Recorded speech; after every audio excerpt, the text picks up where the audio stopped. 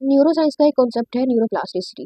जिसमें ये होता है कि ब्रेन किस तरह नए एक्सपीरियंसेस में और नए हालात में नई नई चीज़ें सीखने के दौरान अपने आप को चेंज कर रहा होता है, अडेप्ट करता है। अब यहाँ इंटरेस्टिंग बात ये है कि रमज़ान का और न्यूरोप्लास्टिसिटी का क्या ताल्लुक है। जब हम 30 दिन लगातार एक फ़िक्स किस्म के एनवायरनमेंट से गुजरते हैं, जिसमें एक चेंज माहौल देते हैं, एक फ़िक्स टाइम पे उठते हैं, खाते हैं, पीते हैं और ब्रेन को एक मुख्तलिफ सा माहौल मिल रहा होता है ना, तो वो सीखता है और उसके अंदर नए न्यूरल नेटवर्क्स बनते हैं,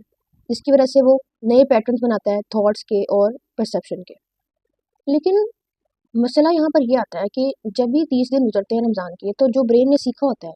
जो नई चीज़ें उसके अंदर आई होती हैं और चेंजेस उसने अडेप्ट की होती हैं, वो एकदम से चली जाती हैं, क्योंकि हमने जो उसको ट्रीटमेंट 30 दिन में दिया होता है, हम अचानक से ख़त्म कर देते हैं। न्यूरोप्लास्टिसिटी का ही कॉन्सेप्ट है लिंग्विस्टिक न्यूरोप्लास्टिसिटी। लैंग्वेज न्यूरोप्लास्टिसिटी ये कहती है कि जब हम किसी नई लैंग्वेज से इंट्रोड्यूस होते हैं और हम उसको पढ़ते हैं, समझते हैं और रिपीट करते हैं, तो हमारे ब्रेन के अंदर भी उसी तरह के न्यूरल नेटवर्क्स बन जाते हैं और ब्रेन ट्रेन हो जाता है उस तरह सोचना और उस तरह के पैटर्न्स पर चलना। अब यहाँ पर जो बात मैं डिस्कस करना चाह रही हूँ वो ये है कि हम रमज़ान के 30 दिन जो है लगातार कुरान पढ़ते हैं और एक किस्म की एक नई लैंग्वेज है जिससे हम इंट्रोड्यूस होते हैं, और हमारे जहन में सिर्फ और सिर्फ ये मोटिव होता है कि हमने कितने कुरान ख़त्म करने हैं, कितने सिपारे ख़त्म करने हैं, यानी कि क्वांटिटी के लिहाज से हमने कितना कुरान कंप्लीट करना है। पर मसले वाली बात ये है कि क्या वजह है कि हम कुरान तो रोज़ पढ़ रहे होते हैं और बहुत ज़्यादा तादाद में पढ़ते हैं, लेकिन फिर भी हमारे ब्रेन के अंदर उस तरह से रिवायरिंग नहीं हो पाती जो कुरान हमें सिखाना चाहता है। अब यहाँ पर मसला आइडेंटिफाई हो गया कि हम महज कुरान के अल्फाज को रिपीट कर रहे होते हैं, हम उसके मानी नहीं समझते।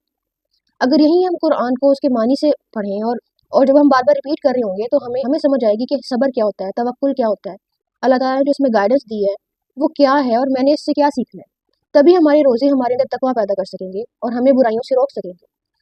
यानी कि एक लैंग्वेज को बार बार पढ़ लेने से ही महज चेंज नहीं आ जाता। न्यूरोप्लास्टिसिटी कहती है चेंज आता है, लेकिन अमलन मुसलमानों में चेंज नहीं आ रहा। तो इससे क्या वाज़ेह हो रहा है कि हमारी अप्रोच में गलती है, क्योंकि हम सिर्फ और सिर्फ कुरान के अल्फाज को रिपीट करते हैं, उसके मानी को समझे बगैर। इसी वजह से कुरान की बार बार रेपिटेशन की वजह से भी और उसकी इतनी क्वांटिटी कवर करने के बावजूद भी हमारे जहन में जो न्यूरल नेटवर्क्स बनते हैं उनका असर नहीं नज़र आता हमारी थॉट्स पे, हमारे बिहेवियर्स पे और हमारे एटीट्यूड्स पे।